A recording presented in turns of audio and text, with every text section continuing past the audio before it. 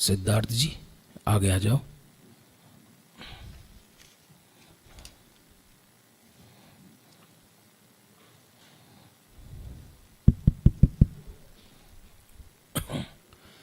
नमो अरिहंताणम, नमो सिद्धाणम, नमो आर्याणम, नमो वज्रायाणम, नमो लोये सब्ब साहुणम।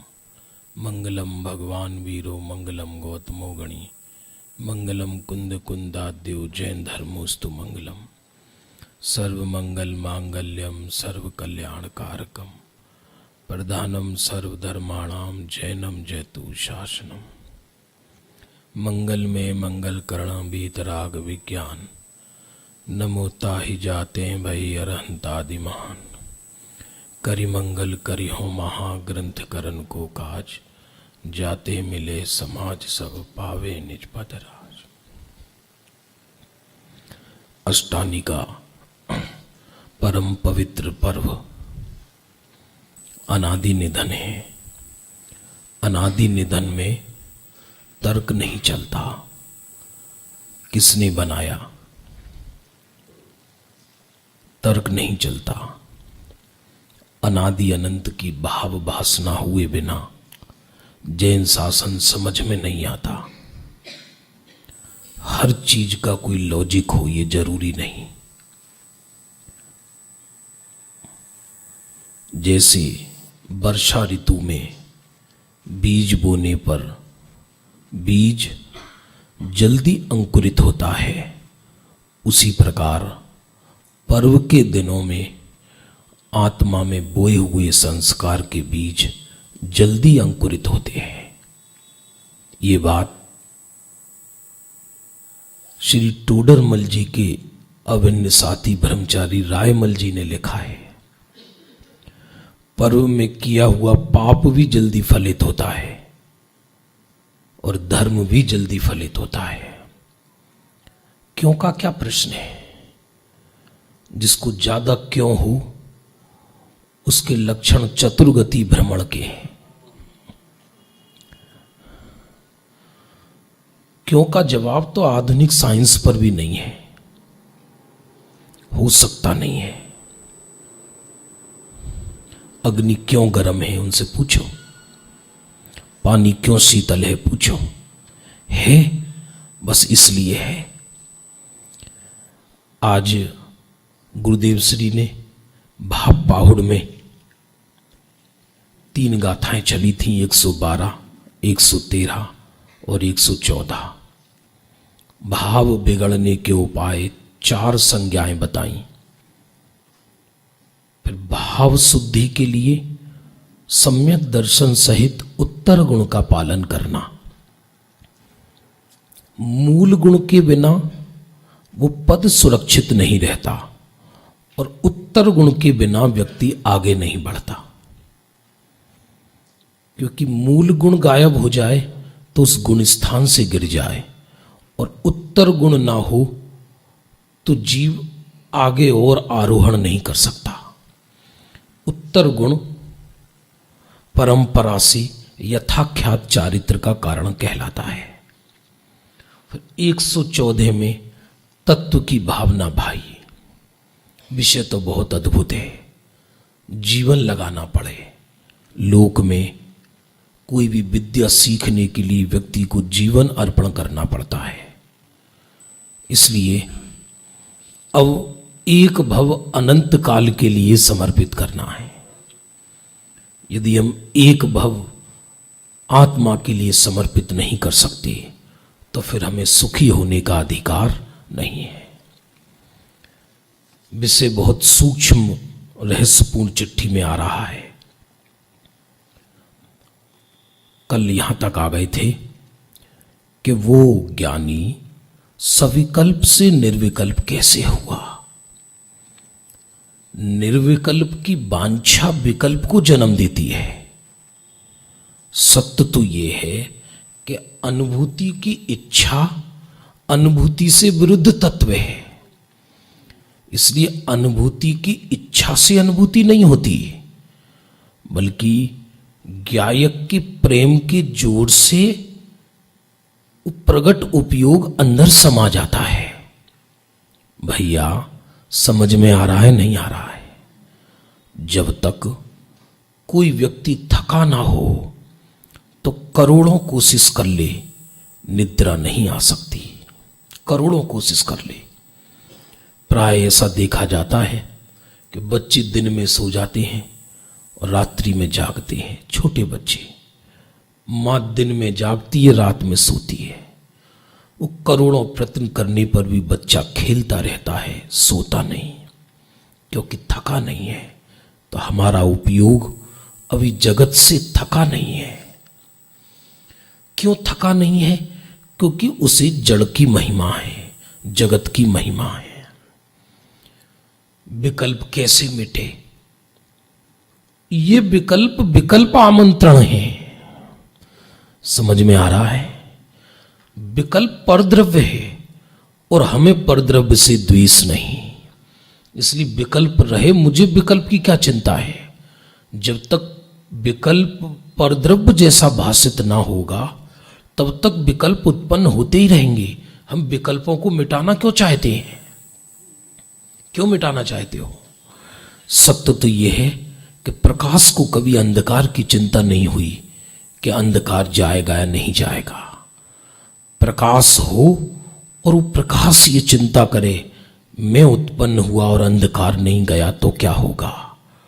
कि कभी प्रकाश को अंधकार की चिंता होती ही नहीं।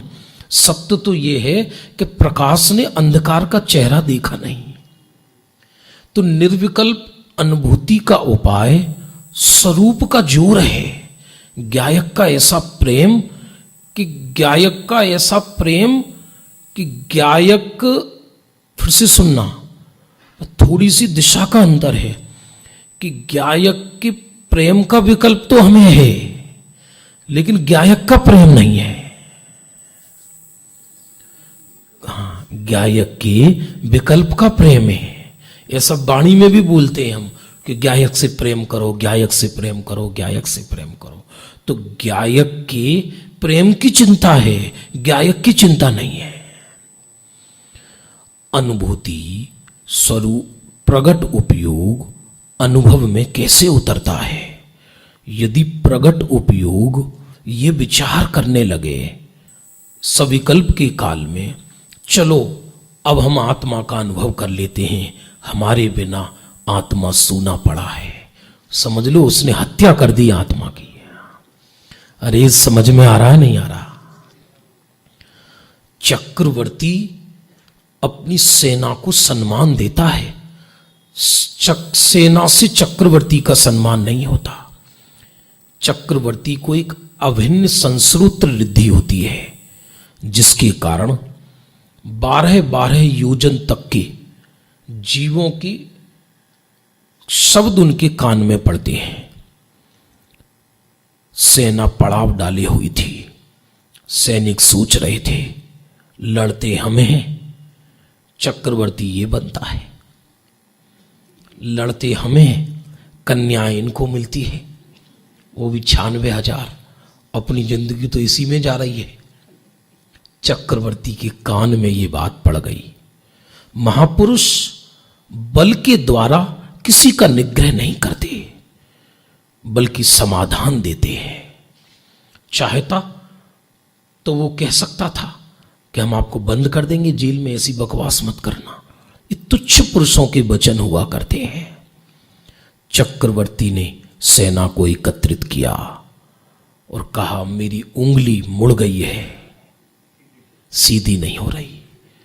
उसमें एक छल्ला डाला, रस्सी डाली, पूरी सेना लगा दी। खोलो इसको। सेना लज्जित हो गई, उस उंगली को सीधे नहीं कर पाई और ऐसा कर दिया तो मानुष तो उत्तर पर्वत से टकराई जाकर सब चरणों में गिर गए। स्वामी क्षमा करो।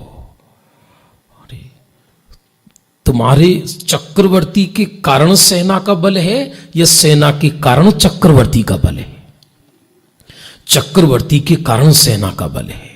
तो सच पूछा जाए तो गायक के कारण शुद्ध पर्याय का बल है। अरे समझ में आ रहा नहीं आ रहा है? गायक से ही तो शुद्धि निकलती है।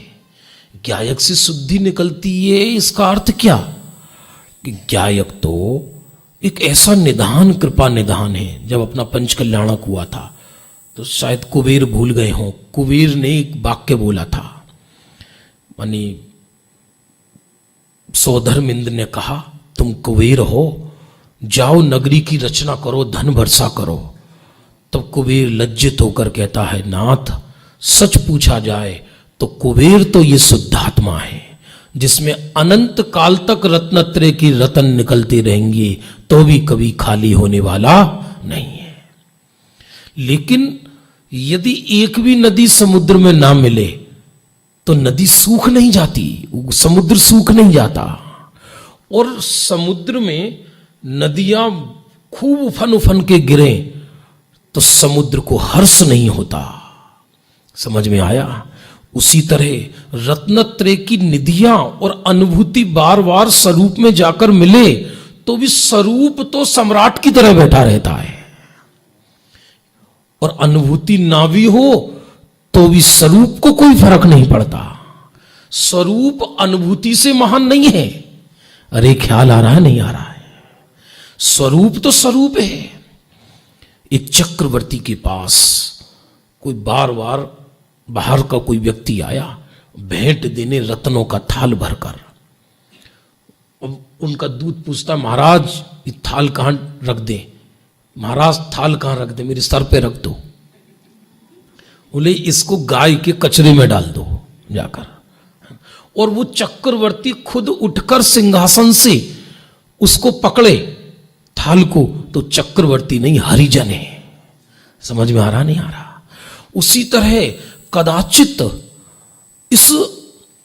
इस निर्विकल्प अनुभूति के काल में केवल ज्ञान भी हो जाए तो भी ज्ञायक तो चक्रवर्ती की भांति ऐसा का ऐसा बैठा रहता है। अरे सच पूछा जाए तो केवल ज्ञान के भिखारी को केवल ज्ञान नहीं होता, ज्ञायक के पुजारी को केवल ज्ञान होता है। अर्थात वो उपयोग जो केवल ज्ञान रूप होकर खिला, उसकी कला क्या थी कि वो पहले बाहर से समटकर स्वरूप में समा गया, स्वरूप में समा गया, स्वरूप के प्रेम बस। अजपा से पहले जप होता है, फिर अजप होता है, फिर जपने वाला स्वरूप में समा जाता है अभेद होकर। यदि भेद पड़ा रहे तो स्वरूप में ना समाए। ये तो खाली लोगों का काम है।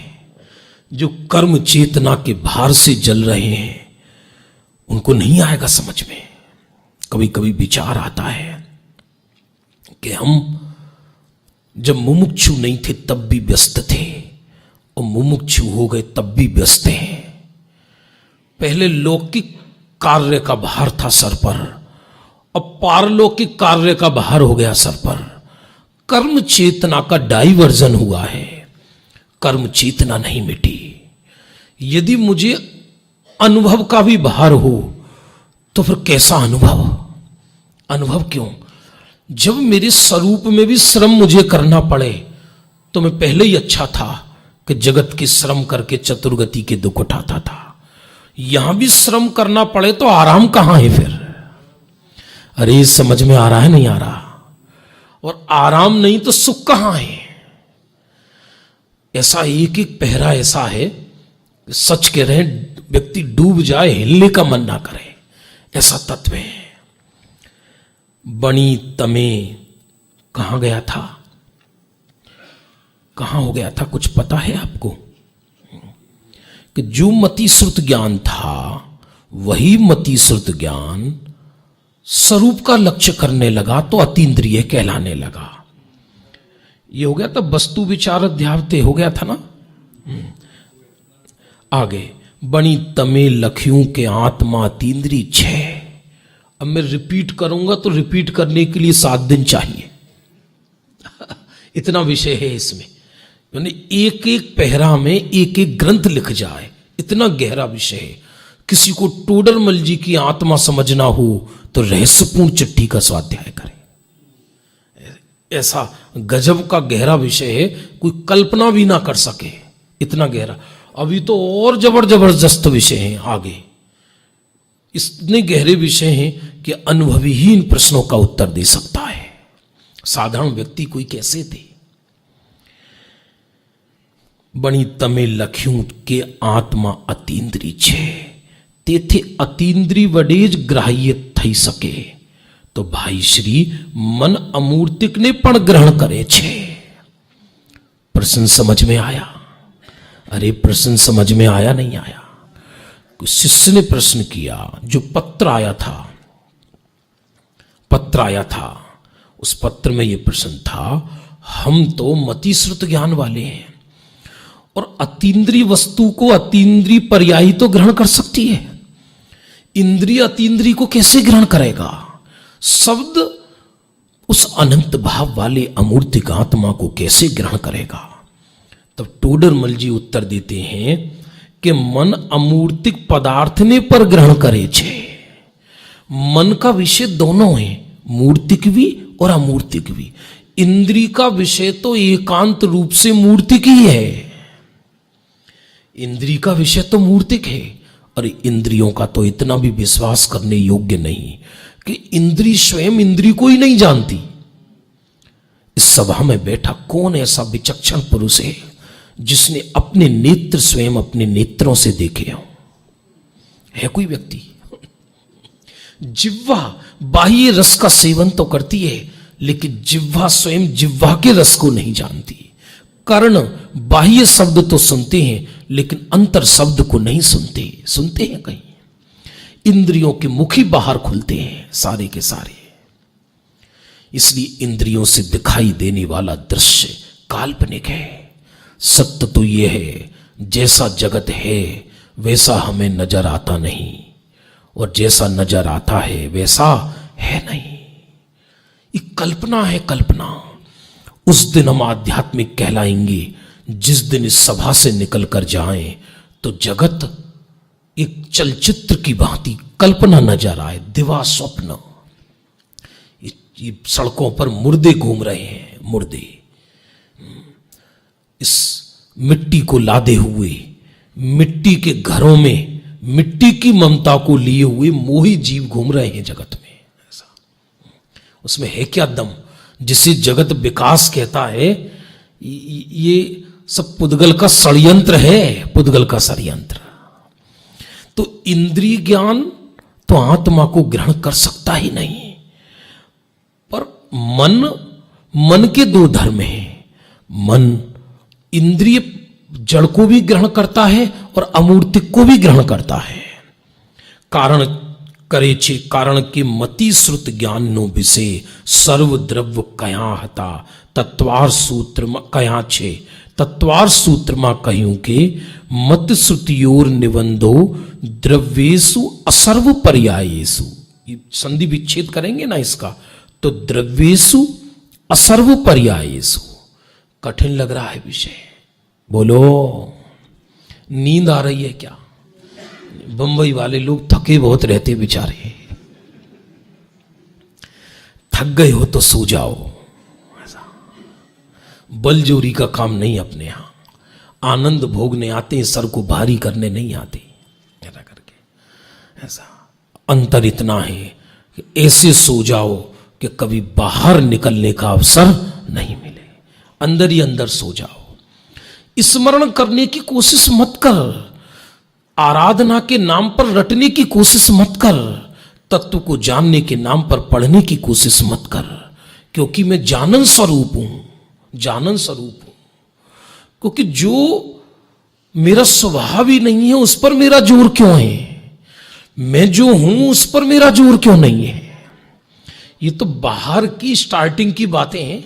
आप जानते हो, कोई मुनि जैसे ही सप्तम गुण स्थान में आता है भाई जी, और 8वें गुण स्थान में पहुंचता है, तो 10 पूर्व का ज्ञान ऑटोमेटिक हो जाता है। 10 पूर्व का ज्ञान 8वें गुण स्थान में पहुंचते ही 10 पूर्व का ज्ञान होने लगता है। आप कहोगे प्रमाण बताओ, तो प्रमाण है तत्वार सूत्र में उमा स्वामी महाराज ने बताया कि शुक्ल ध्यान वाले को शुक्ले चाद्य पूर्व विधे, मूल सूत्र है कि शुक्ल ध्यान पूर्व के ज्ञान वाले को होता है। तो एक अंगूठा टेक भी यदि स्वरूप में गया और शुद्धोपयोग में अंतर मुहूर्त रहा और श्रेणी चढ़ने लगा, तो बिना प्रयत्न के 10 पूर्व का ज्ञान हो जाता है। यहां रट रट के मर जाए, पढ़ पढ़ के बुद्धू हुए। ऐसा है। अपना नजर ना हो ना, अपनी दृष्टि ना हो, ये तो गुरुदेव की ताकत थी, तो थोड़ा बल हमको भी आ जाता है।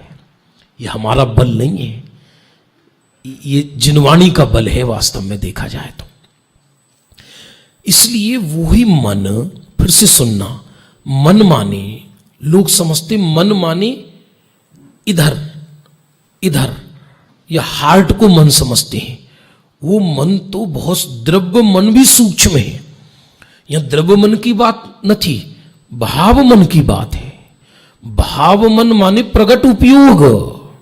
ये भाव उपयोग, ये भाव मन ही है। ज्ञान पर्याय वर्तमान की 6 उपसम ज्ञान जिसको कहते हैं, ये भाव मन है, भाव मन है। बणी तमे प्रत्यक्ष परोक्ष नो प्रश्न लख्यो। थोड़ा फास्ट चल रहा हूं, कोई आज का ये अंतिम है, पर तो आप पढ़ना स्वयं। पण भाई श्री सम्यक्तमा तो प्रत्यक्ष परोक्ष नो भेद नथी। सुनो सुनो सुनो, सम्यक तो प्रत्यक्ष परोक्ष नहीं होता, क्योंकि प्रत्यक्ष परोक्ष ज्ञान का भेद है, श्रद्धानो भेद नथी। अरे बहनों के समझ में आ रहा है? कोई ये कहे कि चौथे गुण स्थानवर्ती को सम्यक तो परोक्ष होता है, ऐसे हैं बहुत लोग, बहुत लोग हैं ऐसे। ये कह रहे हैं कि ज्ञान चौथे गुण स्थान में स्पष्ट सम्यक्त नहीं होता। ऐसा माने अब ये 2 तरह की सम्यक्त हो गई, एक स्पष्ट और एक अस्पष्ट। पागलों दुनिया 6, कमाल हो गया। परोक्ष होता होगा सम्यक्त तो कहीं, ये तो ज्ञान में भेद है, ज्ञान के। और कई लोग ये भी कहते हैं कि वो शुद्धोपयोग चौथे गुण स्थान में नहीं होता, 6ठे 7वें से होता है। इसका भी डंके की चोट टोडरमल जी ने निषेध किया और इसी रहस्यपूर्ण चिट्ठी में समर्थन किया कि चौथे गुण स्थान से शुद्धोपयोग होता है। कहते ना प्रमाण कहां है, ये क्लियर लिखा। ये तो 250 वर्ष पूर्व, गुरुदेव से 200 वर्ष पूर्व ये बात कही है, तभी तो गुरुदेव श्री इस रहस्यपूर्ण चिट्ठी पर रीझ गए। बोले अद्भुत, अद्भुत है। नाम भी क्या रखा है? रहस्यपूर्ण चिट्ठी। रहस्य है, रहस्य। चौथो गुण स्थाने सिद्ध समान छाई सम्यक तो थई जाए छे। लोग गजब, ये किसी रत्था पुरुष के वचन नहीं है। किसके वचन है ये? टोडरमल जी, तेरे पंथियों के महागुरु, जो सत्य की खातिर, जिनके राजा ने प्राण हर लिए लेकिन जिनके चेहरे पर विषाद नहीं आया, सत्य के लिए बलि वेदी पर चढ़ जाने वाले टोडरमल जी का वचन है, कोई साधारण व्यक्ति का वचन नहीं है। हेरा, चौथा गुण स्थाने सिद्ध समान छाइक सम्यक तो थई जाए छे। चौथे गुण स्थान में शुद्धोपयोग, शुद्धोपयोग से बाहर आ गया तब भी, क्योंकि सम्यक तो बराबर रहता है। जैसी सिद्धों की श्रद्धा है वैसे उस ज्ञानी की श्रद्धा है। श्रद्धा में कोई अंतर नहीं है, प्रतीति में कोई अंतर नहीं है। एक जगह टोडरमल जी ने ऐसा भी लिखा है कि सिद्ध अनंत काल तक स्वरूप का आनंद भोगेंगे, ये सब श्रद्धा का कमाल है। ऐसा वचन लिखा है टोडरमल जी ने। क्या जैन दर्शन है, क्या अद्भुत जैन दर्शन पाया है। सिद्ध जब बनेंगे, वो जो सिद्ध बनेंगे वो तो फल रूप बनेंगे। अभी वर्तमान में वो ज्ञानी जीव की प्रतीति और सिद्धों की प्रतीति एक जैसी है। यद्यपि आत्मानुशासन ग्रंथ में और कर्णन योग के ग्रंथों में कदाचित अवगाढ़ और परमावगाढ़ की दृष्टि से ज्ञानी के और केवली के सम्यक्त में अंतर किया है, लेकिन वो केवल ज्ञान गम्य विषय है। भैया सुनाम समझ में आ रहा है? क्या नाम है? समर्थ।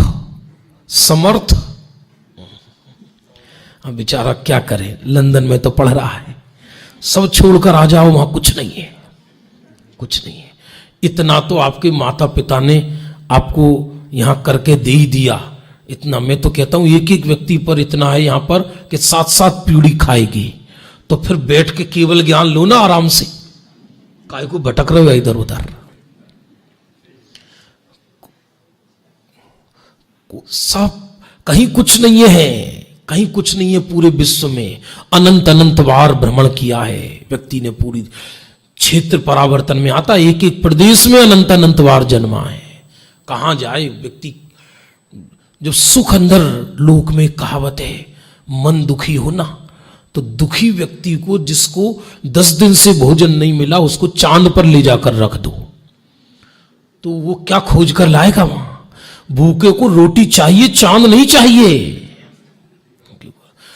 तो इस संसार में जीव दुखी है, जड़ की खोज में सुख नहीं है। हमारे आचार्य भी खोज कर सकते थे, उन्होंने खोज क्या कर सकते थे, उन्होंने तो खोजा हुआ ही है वो, लेकिन वो जानते थे कि पुद्गल की खोज में मुझे सुख मिलने वाला नहीं है, इसलिए उन्होंने उसमें दिमाग नहीं लगाया अपना। तेथि सम्यक्त तो मात्र यथार्थ श्रद्धानर रूपज्छे। ध्यान देना, सम्यक्त्व शुद्धोपयोग के काल में उत्पन्न होता है, बराबर फिर लगातार रहता है। शुद्धोपयोग और सम्यक्त्व जुदा जुदा छे, ये दोनों अलग अलग चीज हैं। आत्म अनुभव और सम्यक्त्व दोनों अलग अलग चीज हैं। नहीं आया समझ में? नहीं आया? फरी थी अनुभव है वो मुख्यतया ज्ञान गुण की पर्याय है, क्योंकि अनुभव हुआ स्वरूप का, तो उसमें कौन रमा? ध्यान में कौन रमा? कौन रमा ध्यान में? ज्ञान। कौन सा ज्ञान? जो पहले सविकल्पात्मक था, वही ज्ञान स्वरूप की महिमा के अतिरेक में अंदर समा गया। अरे ख्याल आ रहा है? नहीं आ रहा है? सर्वार सिद्धि ग्रंथ में लिखा है पूज्यपाद स्वामी ने, ध्यानम सर्वत्र एव ज्ञानम न अतिक्रम्यति। इसका अर्थ क्या है? ध्यान सर्वत्र ही ज्ञान का अतिक्रमण नहीं करता। लोक में ही कहा जाता है, जैसे बच्चा भोजन कर रहा हो तो मां ये कहती है बच्चे को ध्यान से भोजन करो। ध्यान से करेगा या जबान से भोजन करेगा? एक व्यक्ति साइकिल चलाता है तो उसका सिखाने वाला ट्यूटर उसको कहता है ध्यान से चलाओ। ध्यान से चलाएगा या पैरों से चलाएगा? हर चीज में ध्यान। ध्यान भटका, जीव लटका, अटका। सत्य तो यह कि अभी ध्यान माने ज्ञान। सच पूछा जाए तो अंदर ध्यान नाम का कोई गुण नहीं है। फरी थी, फिर से सुनना। जैसे जैसे पुद्गल में स्पर्श, रस, गंध, वर्ण और शब्द, फिर से सुनना, तो स्पर्श, रस, गंध, वर्ण तो गुण है, पर शब्द नाम का गुण पुद्गल में नहीं है, बल्कि दो पुद्गल के संघर्ष से शब्द बनता है। शब्द पर्यायगत योग्यता है, शब्द अंदर गुण नहीं है। उसी तरह ज्ञान के उपयोग के स्वरूप में थमने को ध्यान कहते हैं। अंदर ध्यान नाम का गुण न थी। अरे बात समझ में आ रही है? नहीं आ रही? बोलो, नहीं तो बता दो। अब 47 शक्तियों में कोई ध्यान नाम की शक्ति हो तो ऐसा करके।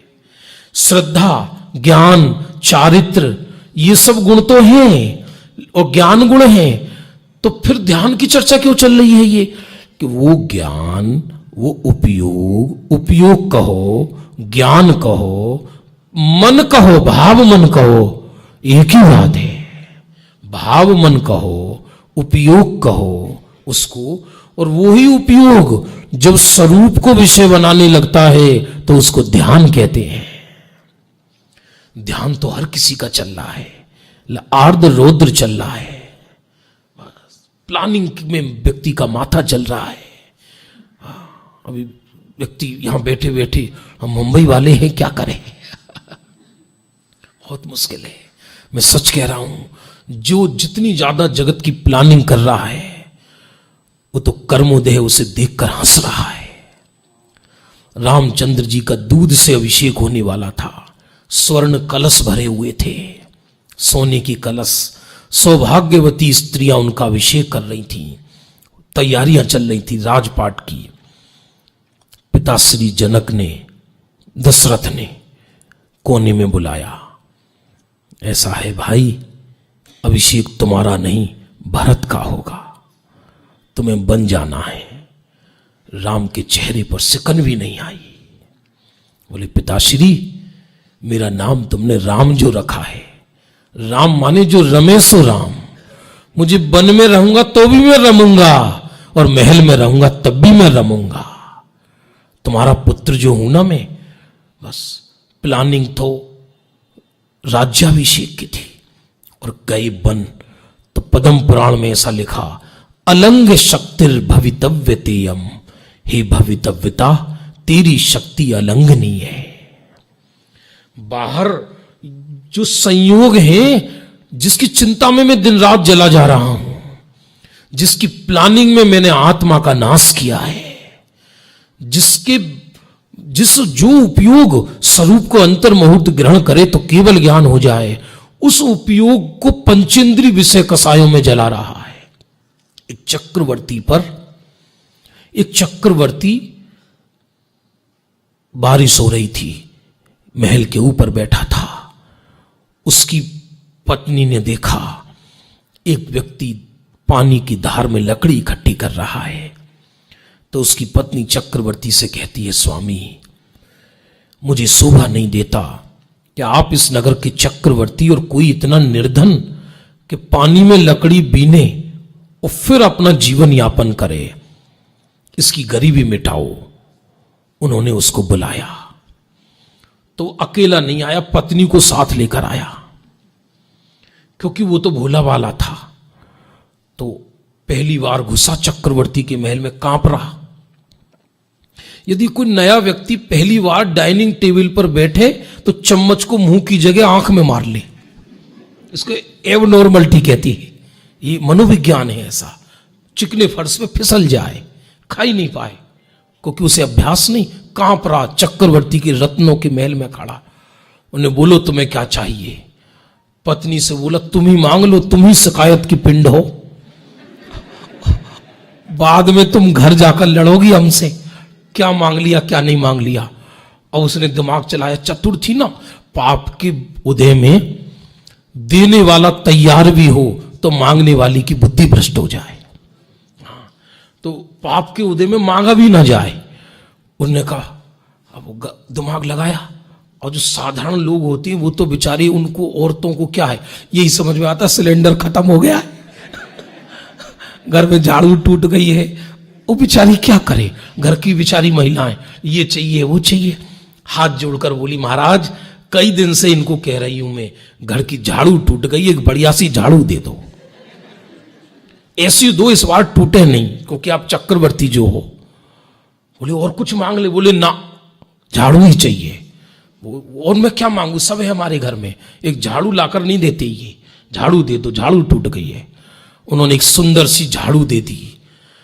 बाद में उन्होंने बोली, महाराज ये मांगे क्यों नहीं, ये तो उदाहरण है।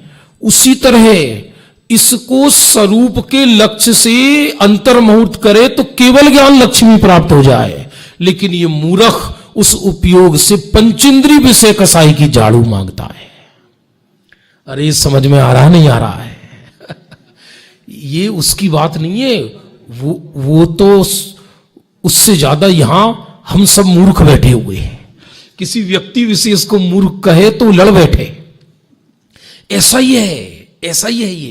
ये जो दिखाई दे रहा है, ये सब टाई लगा लगा के जो ऑफिसों में जा रहे हैं, ये कर्म चेतना के बाहर को ढो रहे हैं। है क्या क्या कुछ धरती पे विजय करने जा रहे हो? क्या दो चार कर्म नष्ट हो गए हैं? क्या है ये सब आत्मा का पतन है।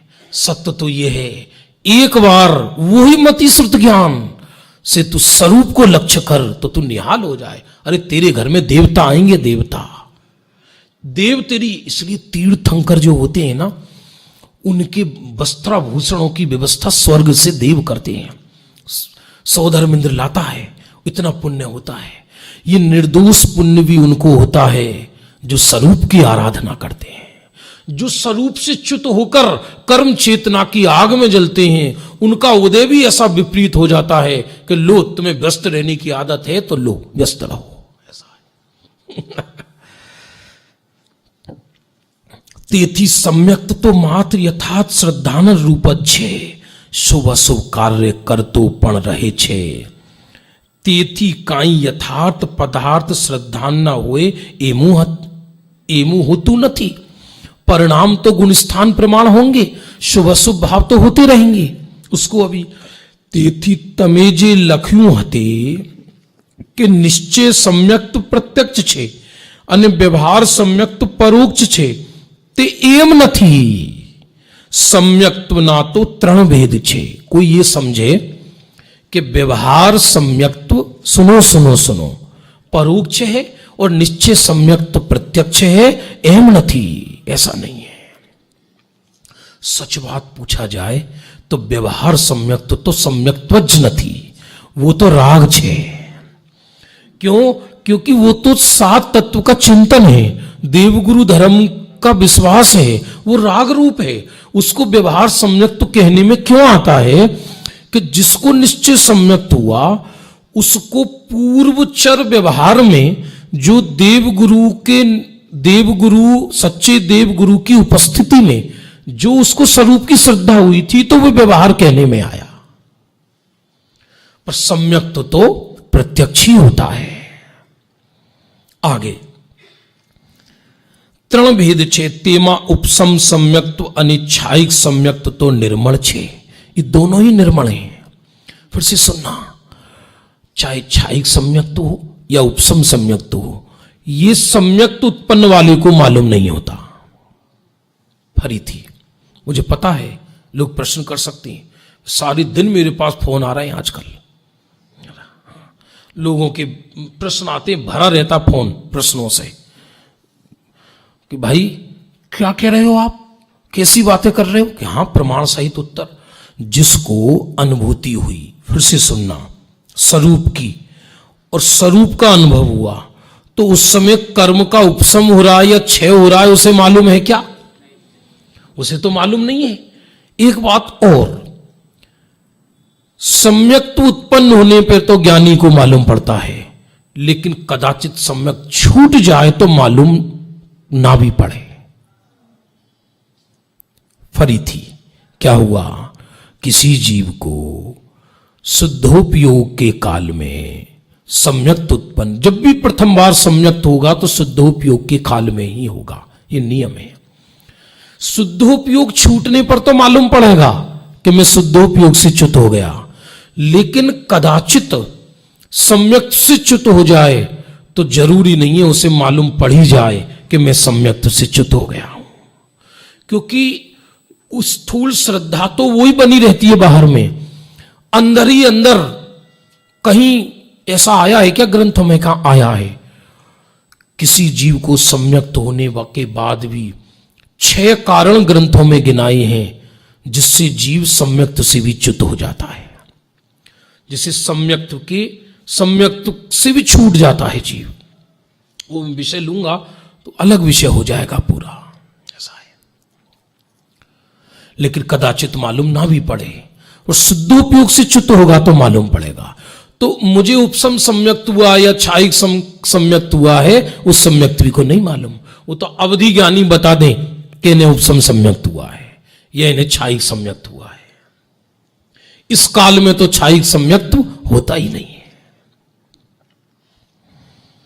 छायिक सम्यक्त तो निर्मल छे, केम के मिथ्यात्मना उदय रहित छे, तथा छय उपसम सम्यक्त समण छे। सुनो सुनो सुनो, छह उपसम सम्यक्त को समल कहा, वो भी केवल ज्ञान की विवक्षा से है।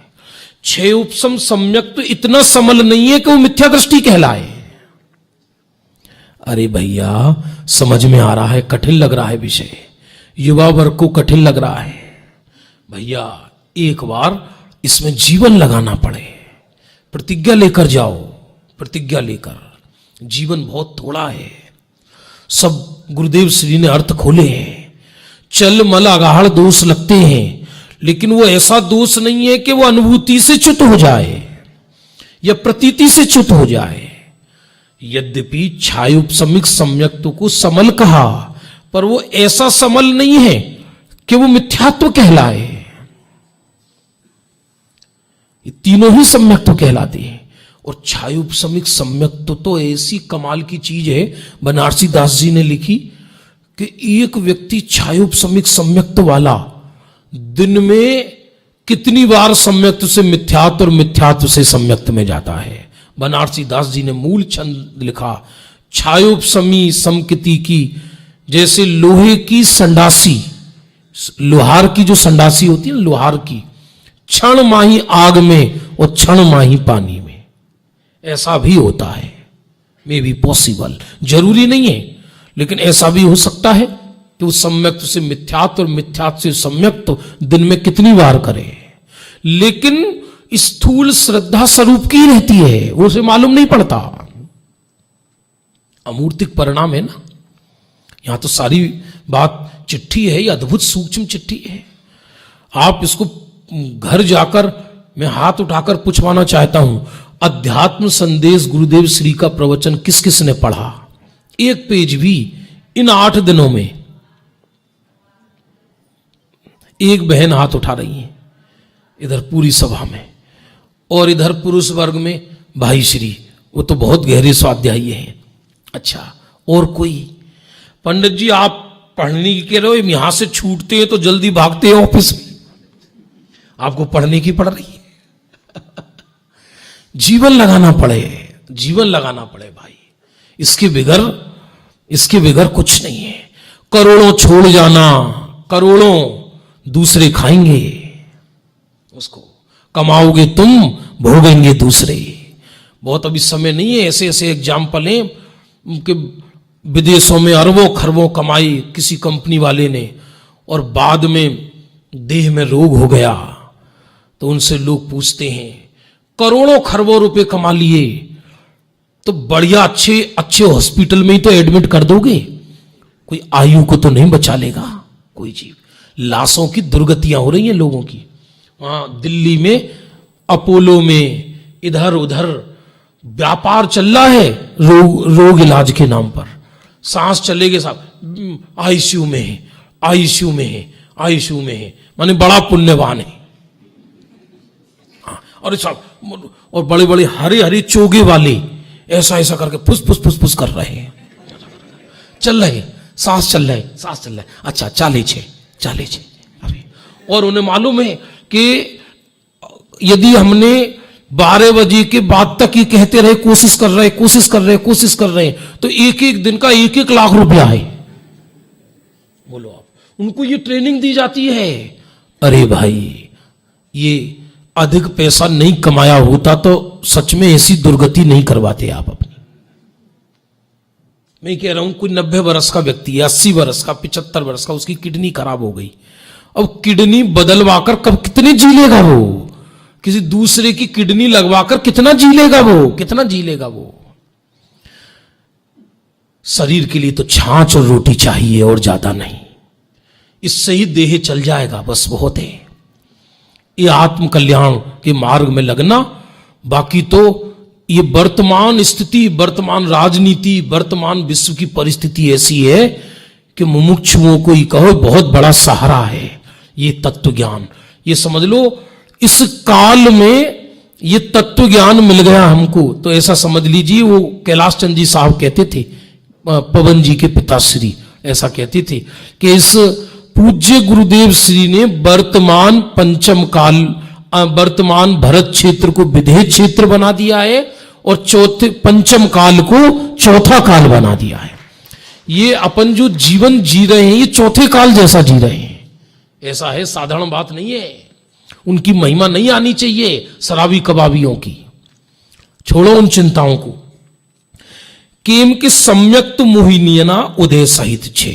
मिथ्यात्व की 3 प्रकृति छे, मिथ्यात्व, सम्यक मिथ्यात्व और सम्यक प्रकृति।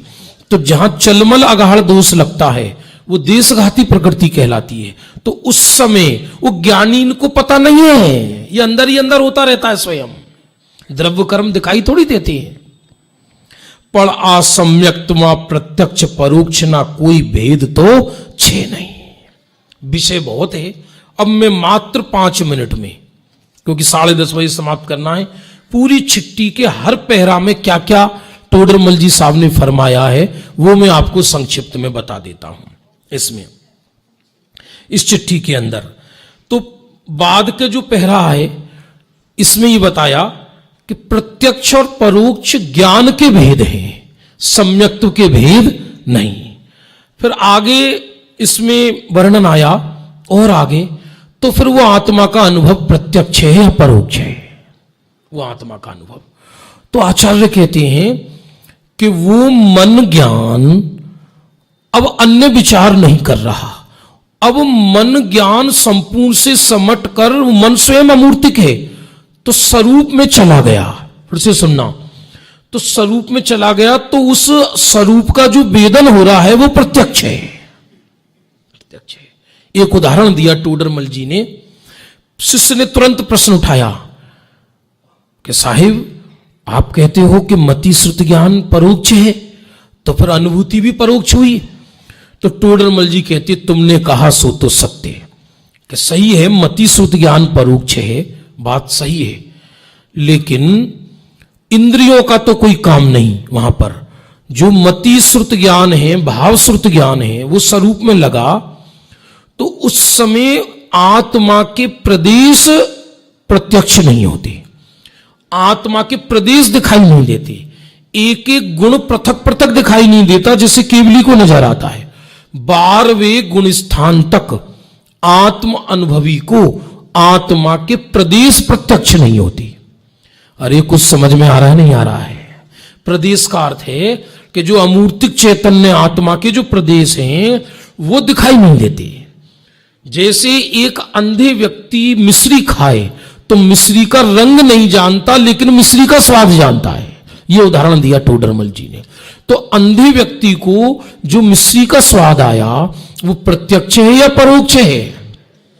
अरे बोलो, प्रत्यक्ष है, पर वो रंग दिखाई नहीं दे रहा, उसको ऐसी भाषा कहेंगे स्वाद में प्रत्यक्ष है। क्या बोला?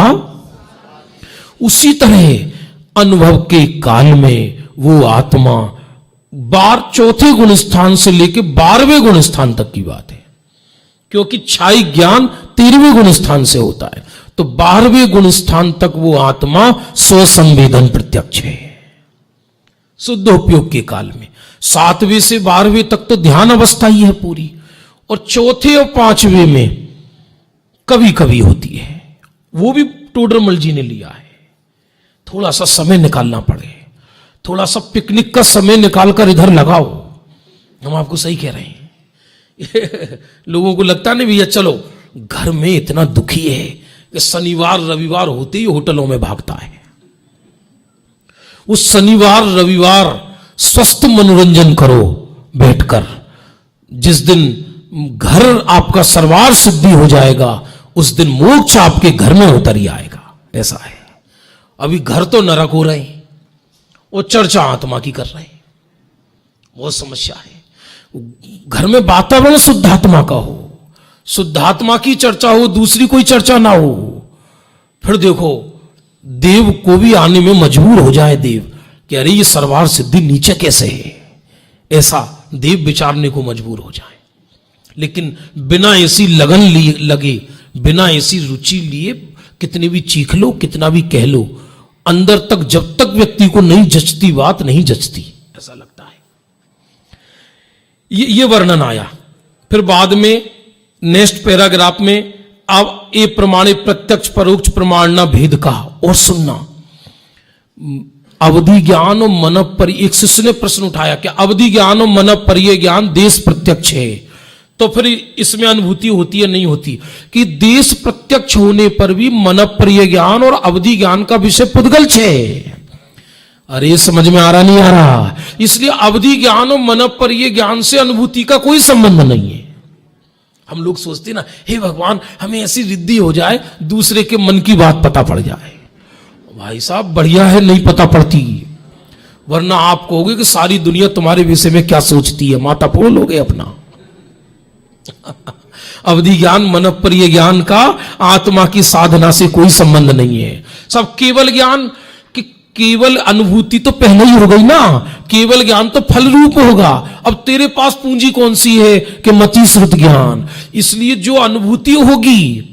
और सुनना, सच्चा परोक्ष ज्ञान भी अनुभूति के काल में ही जन्म लेता है, क्योंकि अज्ञानी को साचा परोक्ष भी नहीं, क्योंकि प्रत्यक्ष परोक्ष सम्यक ज्ञान नो भेद छे, मिथ्या ज्ञान का भेद नहीं। तो सच्चा परोक्ष ज्ञान भी ज्ञानी को ही तो होगा, क्योंकि जब वो अनुभव के काल से बाहर आ गया तब वो जो अनुमान ज्ञान लगाएगा वो साचा अनुमान ज्ञान होगा। वो कैसे होता है, इसके लिए पूरा 1 घंटे का पीरियड चाहिए। स्मृति, प्रतिविज्ञान, तर्क, अनुमान, आगम, ये पांचों साचे ज्ञान भी ज्ञानी को ही है, अज्ञानी को नहीं। ये चर्चा टोडरमल जी ने इसको सिद्ध किया है कि ज्ञानी का स्मृति कैसी, प्रतिविज्ञान कैसा, अनुमान कैसा, उसका आगम ज्ञान कैसा। ये इसके बाद सविकल्प निर्विकल्प में जानवानी विशेषता न थी। ये बहुत जबरदस्त प्रकरण है। जब वो सविकल्प के काल में था तो ज्यादा जानता था, ऐसा नहीं है। और जब निर्विकल्प हो गया तब ज्यादा जानने लगा, ऐसा नहीं है। बल्कि जब सविकल्प के काल में था, जब अनुभव नहीं था, और जब निर्विकल्प हुआ तब अनुभव बढ़ा, आनंद बढ़ा, जानकारी विशेष नहीं हुई। अरे कठिन लग रहा है? कोई कठिन नहीं है, कोई कठिन। आपको तो यहां समझ लो ऐसा लगता है पार्ला मंदिर कि सोनगढ़ उड़ के यहां पर आ गया हो। यहां ये गुरु, मैंने देखा जो सीडी सुनते हैं गुरुदेव की, इतनी शांति से चलती है कि ऐसा लगता है कि यहां बिल्कुल गुरुदेव बोल रहे हों साक्षात। आपको मैं तो कहता हूं जब ये आपका अष्टपाहुड़ खत्म हो जाए तो आप अध्यात्म संदेश यहां गुरुदेव श्री का प्रवचन लगा देना, उसमें उसका नाम ही रख देना रहस्यपूर्ण चिट्ठी शिविर पूरा, और वो डायरेक्ट गुरुदेव श्री का सुनना। सच बात तो ये है कि इस काल में गुरुदेव श्री का प्रवचन जिसके समझ में आ गया वो मोक्ष जाने के लिए पर्याप्त है, ऐसा है। बाकी हम जो चर्चा कर रहे हैं ये तो उन्हीं के बल से कर रहे हैं। हमारी कोई ताकत ऐसी नहीं है कि हम कोई विशेष चर्चा कर सकें। ये तो एक बांचना है, ऐसा इतनी किसी की ताकत भी नहीं कि कौन इसका खुलासा करे रहस्यपूर्ण चिट्ठी का। इतना है आगे इसमें।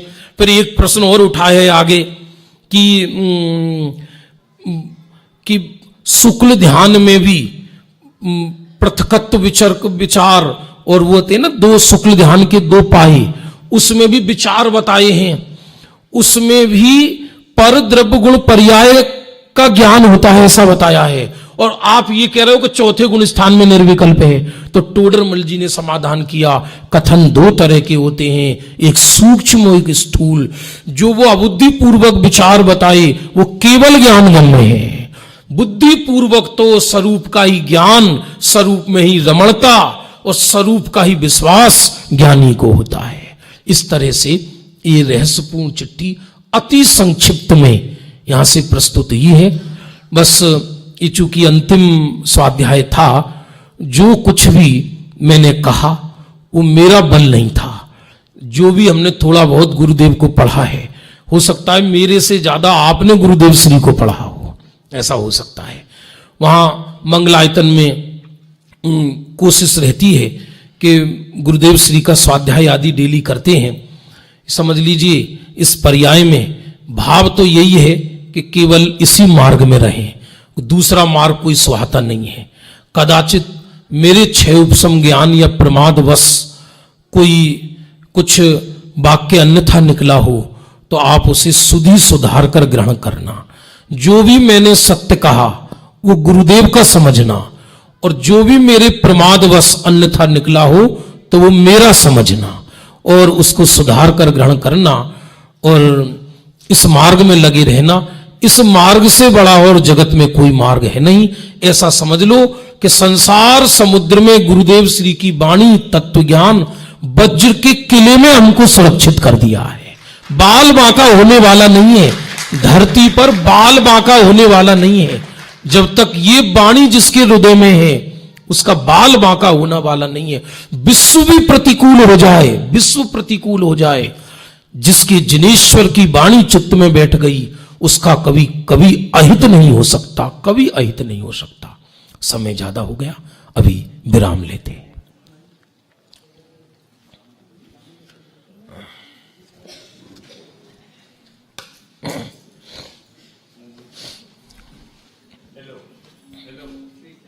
પાંચ મિનિટ બેસશો એવી મારી ખાલી 5 મિનિટ વિનંતી છે।